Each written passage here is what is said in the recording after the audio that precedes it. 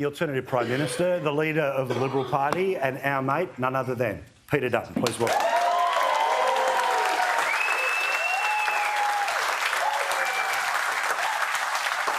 G'day, mate. How are you? Good to see you again. How are you? How you been?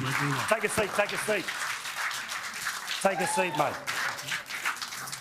Well, welcome back. We've done this before, and thank you very much for doing it again for us. But welcome to our part of the world. How good is it? Great audience. Yeah, well, you can tell the difference. That's the politician, right? But see the difference between the Queenslander and the wannabe Queenslander. I'm sweating. He's like, this is just the start of something.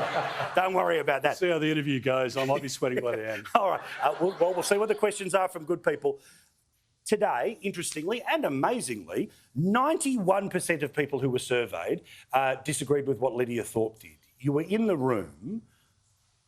What were you thinking at that particular moment when no one's cheering her on, no one's murmuring, no one's clapping, she's just making the spectacle of herself in front of the king? Well, I couldn't see her from where I was sitting, so I hadn't seen before that she was standing with her back to the king as he spoke. So I think it was entirely predictable that if she was in the room and she was carrying on like that she was going to perform some stunt, which is exactly what she does. Now, the difficulty in talking about it is you're giving her the attention that she wants and she seeks and craves. But I think the government has real questions to answer because once she had made her statement, sort of performed the stunt, it was a very slow reaction for the escort out of the room. And I just think the government should have been better prepared for it. And they would have planned and they would have had discussions, but for whatever reason, they didn't jump in quickly enough. What's your response to the AEMO stuff that came out of Senate estimates today, where government's made a decision? They say there was the fork in the road in 2022. There are hundreds of billions down the road. A lot of that is off budget, meaning we never actually see how big all of that is. Yet they themselves turn around and say, despite the main sales pitch, that at the end of this rainbow it's cheaper, it mightn't be. Yeah. Well, I just think some of the emotion is now being replaced with the reality.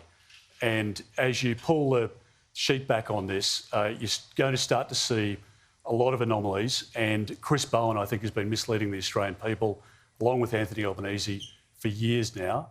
If you look at the offshore wind turbines, they've got a life of 19 years. So you have four life cycles compared to the nuclear reactor, which has got a life of between 60, 80 and probably extending out to a century. And none of that second, third, fourth life is taken into consideration in their program. So the whole thing is a hoax.